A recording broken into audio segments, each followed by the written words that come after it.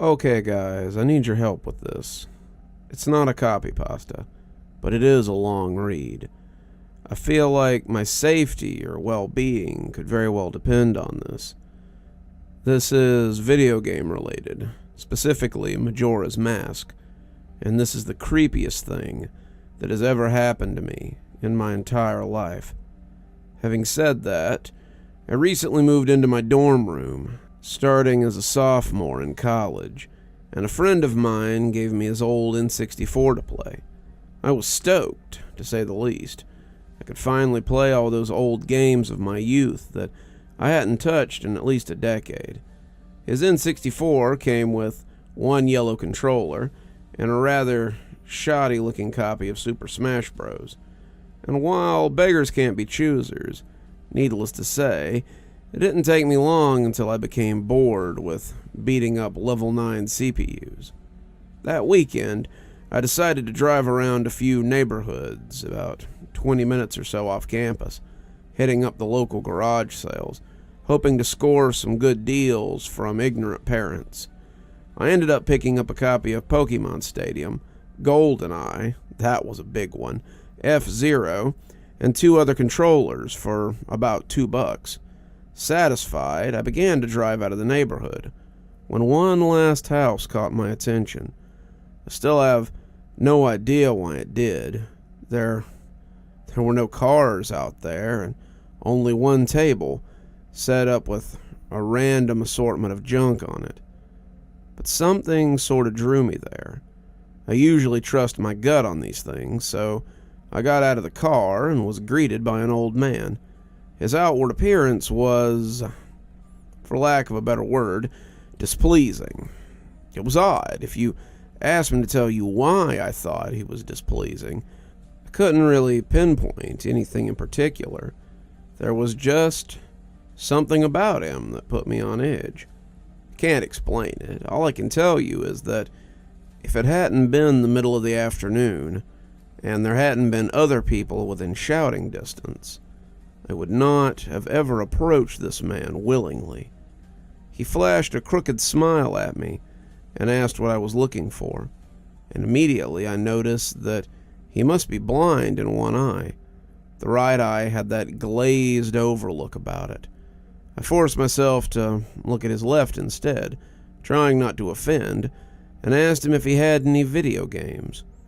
I was already wondering how I could possibly excuse myself from the situation when he told me that he had no idea what a vigigame was, but to my surprise, he said he had a few of them in an old box.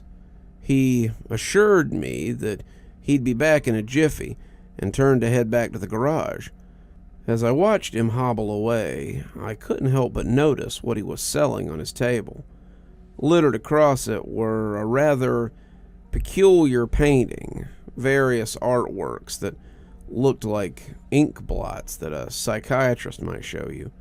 Curious, I looked through them. It was obvious why no one was visiting this guy's garage sale. These weren't exactly aesthetically pleasing.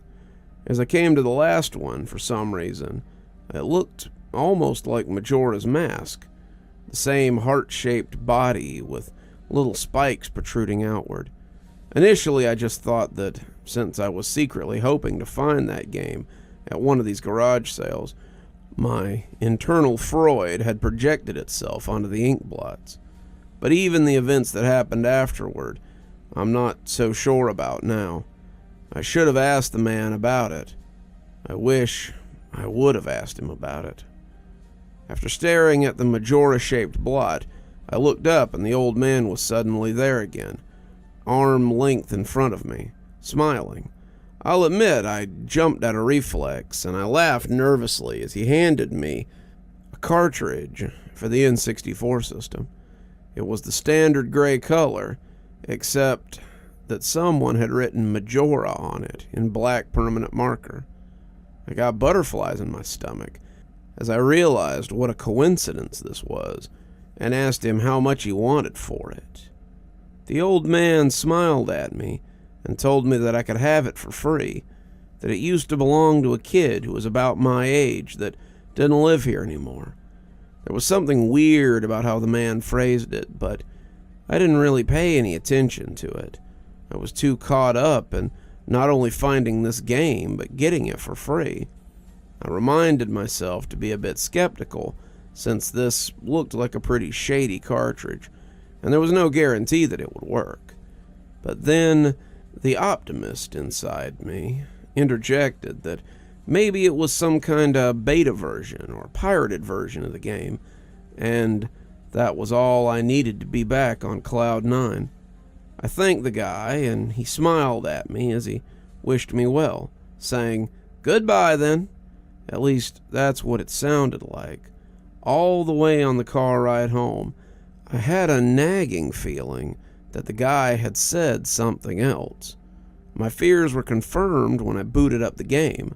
To my surprise, it worked just fine, and there was one saved file on it that read simply, Ben. "Goodbye, Ben," he was saying. "Goodbye, Ben," it would appear. I felt bad for the guy, obviously a grandparent and obviously going senile, and I, for one reason or another, reminded him of his grandson, this Ben character. Out of curiosity, I looked at the save file. Eyeballing it, I could tell that he was pretty far in the game. He had almost all the masks and 3/4 remaining of the bosses. I noticed that he had used an owl statue to save his game. He was on day 3 and by the Stone Tower Temple, with hardly an hour left before the moon would crash. I remember thinking that it was a shame that he had come so close to beating the game, but never finished it. I made a new file named Link, out of tradition, and started the game, ready to relive my childhood.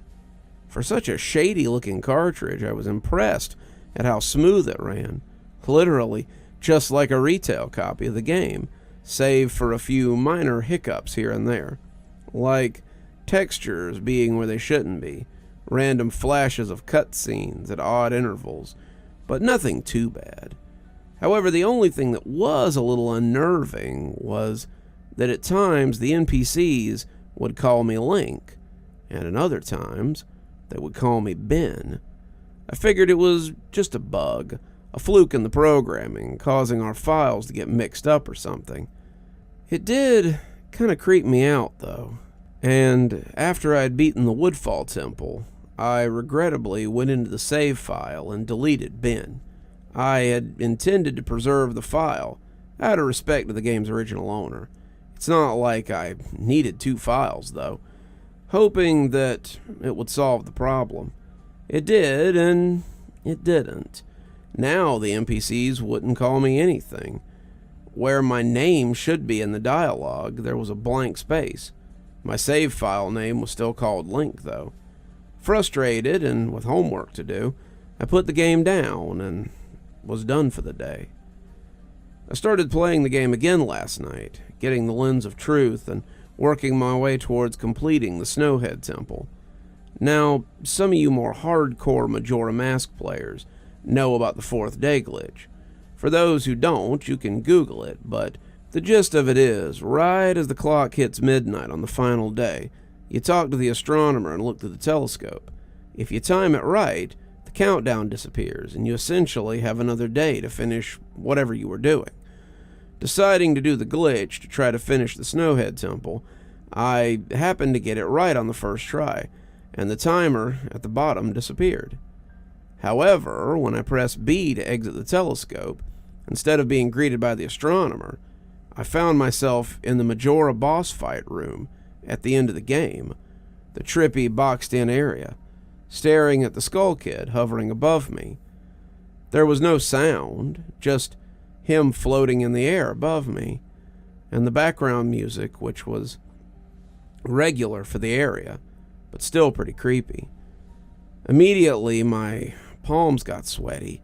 This was definitely not normal. Skull Kid never appeared here.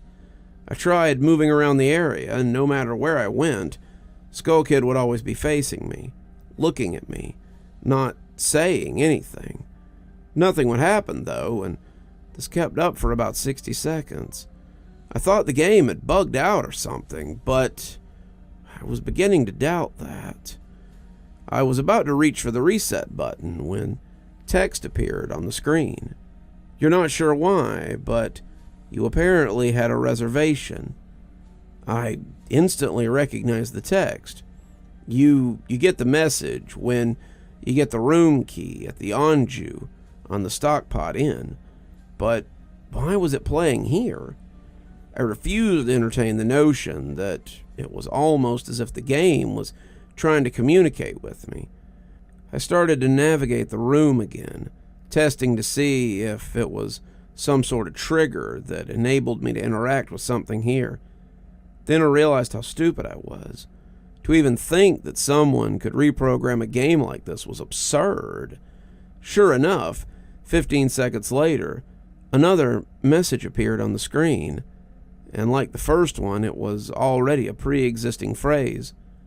Go to the lair of the temple's boss? Yes or no? I paused for a second, contemplating what I should press and how the game would react. When I realized that I couldn't select no, I took a deep breath and pressed yes, and the screen faded to white, with the words Dawn of a New Day, with the subtext I beneath it. Where I was ported to filled me with the most intense sense of dread and impending fear that I'd ever experienced. The only way I can describe the way I felt here is having the feeling of inexplicable depression on a profound scale. I'm normally not a depressed person, but the way I felt here was a feeling that I didn't even know existed. It was such a twisted, powerful presence that seemed to wash over me. It appeared in some kind of weird Twilight Zone version of the clock tower. I walked out of the clock tower as you normally do when you start the first day, only to find that all the inhabitants were gone. Usually with the fourth day glitch, you can still find the guards and the dog that runs around outside the tower. This time they were gone. What replaced them was the ominous feeling that there was something out there, in the same area as me, and that it was watching me. I had 4 hearts to my name and the hero's bow, but at this point I wasn't even considering my avatar. I felt that I personally was in some kind of danger. Perhaps the most chilling thing was the music. It was the Song of Healing, ripped straight out of the game itself, but played in reverse. The music would get louder, building up as if you could expect something to pop out at you any minute, but nothing ever did, and the constant loop began to wear on my mental state. Every now and then, I would hear the faint laugh of the happy mask salesman in the background, just quiet enough so that I wasn't sure if I was just hearing things, but just loud enough to keep me determined to find him. I looked in all 4 zones of clock tower, only to find nothing. No one. Textures were missing. West Clocktown was walking on air. The entire area felt broken, hopelessly broken. As the reverse Song of Healing repeated for what felt like the 50th time, I just remember standing in the middle of the South Clock Tower, realizing that I'd never felt so alone in a video game before.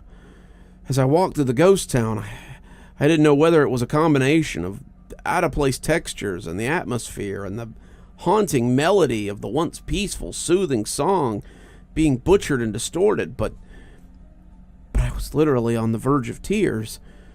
I had no idea why. I hardly ever cry, but something had gripped me here, and this powerful sense of depression that was both foreign and crippling. I tried leaving Clock Tower, but every time I attempted to zone out, the screen would fade to black, and I would just zone into another part of Clock Tower. I tried playing my ocarina. I wanted to escape, and I did not want to be here. But every time I played the Song of Time or the Song of Soaring, it would say, "Your notes echo far, but nothing happens." By this point, it was obvious the game didn't want me to leave, but I had no idea why it was keeping me here. I didn't want to go inside the buildings. I felt that I would be too vulnerable there to whatever I was terrified of. I don't know why, but I came up with the idea that maybe if I drowned myself in the laundry pool, I could spawn somewhere else and leave this place. As I zoned in and ran towards the pool, that's when it happened. Link grabbed his head and the screen flashed for a brief moment of the happy mask salesman's face at me.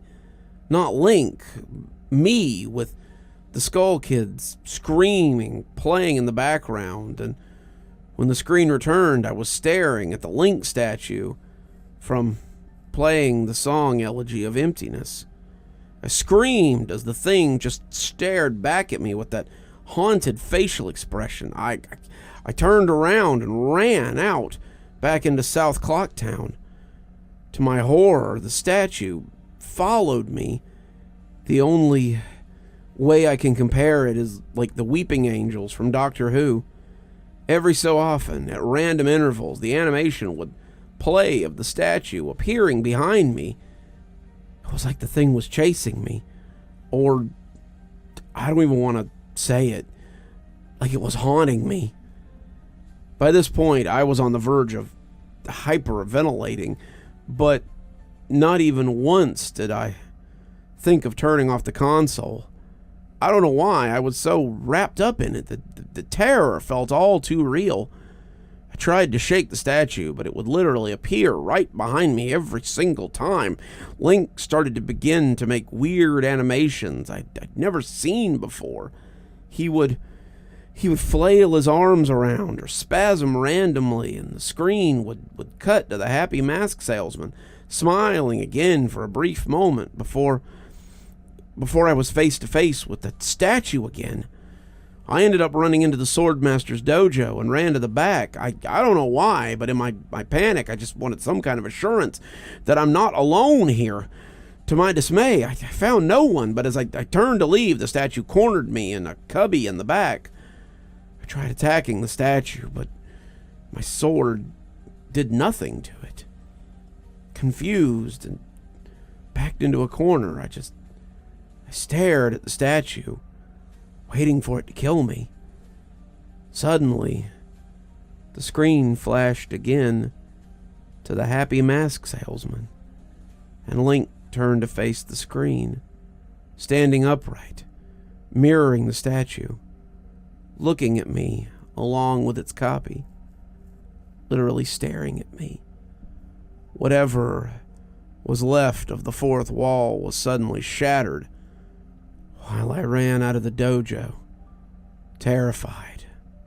Suddenly the game warped me to an underground tunnel, and the reverse Song of Healing queued up again as I was given a brief moment of rest before the statue started appearing behind me again. It was aggressive this time. I could only take a few steps before it would summon behind me again. I hurriedly made my way out of the tunnel and appeared in the southern clock tower town. As I ran aimlessly in sheer panic, suddenly a re-dead screamed, and the screen faded to black. Dawn of a new day. I appeared again. The screen faded in, and I was standing on top of the clock tower, with Skull Kid hovering over me again, silently. I looked up at the moon, and looming just meters above my head, it hung there. But the Skull Kid just stared at me hauntingly with that mask. A new song was playing. The Stone Tower Temple theme, played in reverse, in some sort of desperate attempt. I equipped my bow and fired off a shot at the Skull Kid, and it actually hit him, and he played an animation of him reeling back. I fired again. On the third arrow, a text box appeared saying, "That won't do any good, he," and I was picked up off the ground, levitated upward on my back. Then Link screamed as he burst into flames, instantly killing him. I jumped when this happened. I'd never seen this move used by anyone in the game, and the Skull Kid himself didn't have any moves. As the death screen played, my lifeless body still burning, the Skull Kid laughed and the screen faded to black, only to have me reappear in the same place. I decided to charge him, but the same thing happened. Link's body was lifted off the ground by some unknown force and immediately burst into flames again, killing him. This time, during the death screen, the faint sound of the reverse song of healing could be heard.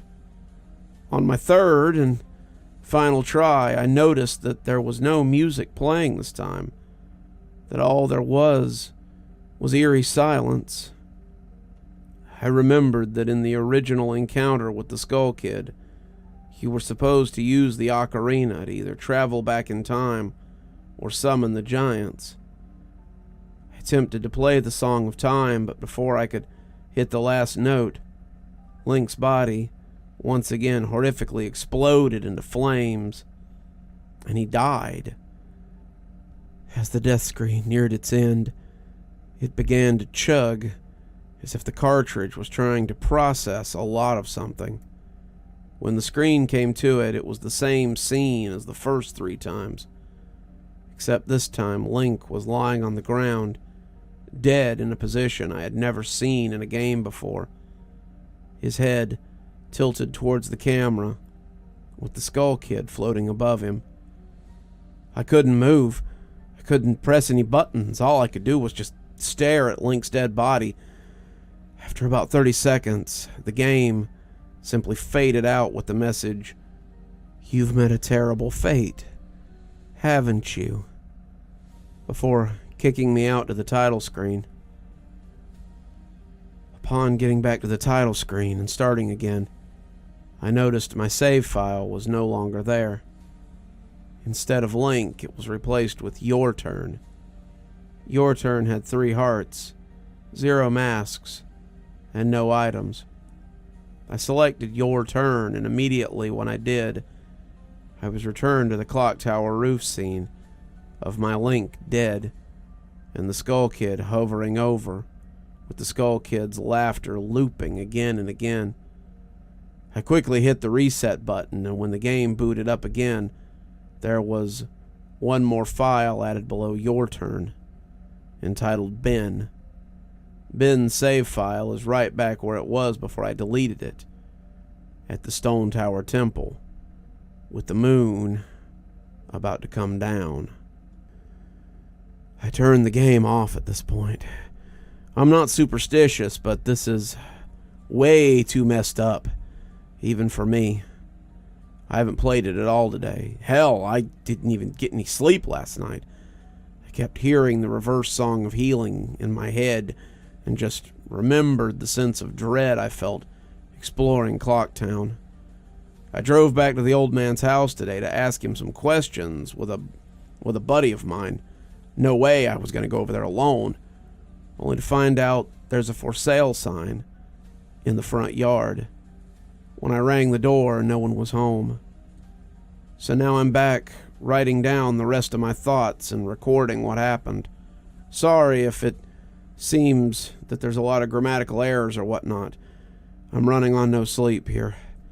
I'm terrified of this game, even more so now that I've relived it a second time, writing this all down, but I feel there's still more to it than meets the eye. There's something calling to me to investigate this further. I think Ben is something in this equation, but I don't know what. And if I could get a hold of the old man, then I might be able to find some answers. I need another day or so to recuperate before tackling this game again. It's already taken a toll on my sanity. I feel like next time I do this, I'm going to be recording my footage all the way through. The idea of recording only came to me towards the end, so you see the last few minutes of what I saw, including Skull Kid and the elegy statue. But it's on YouTube. I'm gonna stay in this thread for a little while longer before I fall asleep to answer any questions you guys might have, or hopefully listen to your ideas or theories to help me shed some light on this, or maybe things I should try to do. I think I'm gonna play Ben's file tomorrow to see what happens. Maybe I was supposed to do that all along. I don't believe in paranormal stuff, but this is a little messed up. Maybe this Ben guy is just really good at hacking programs. I don't want to think about the alternative if he isn't. That's the end for today. I'm hoping that maybe this is some kind of running gag the developers had, and that other people have gotten gagged or hacked copies of the game like this. This just... it really scares me. You're still here. Thanks for stopping by. Dr. Plague here. Always a pleasure to see all my new and old viewers coming by for another one of my spooky tales. If you'd like to support the show, you can always take part in one of our channel offers through Fume or Aura, or you can just click on another video when they come up. I'd really appreciate it. For our newer viewers, we also have lots of playlists and other things if you'd like to get caught up. I know some of my series have been going on for quite a while. If you'd like to get my latest book, there's a link down below that'll take you to my Amazon page.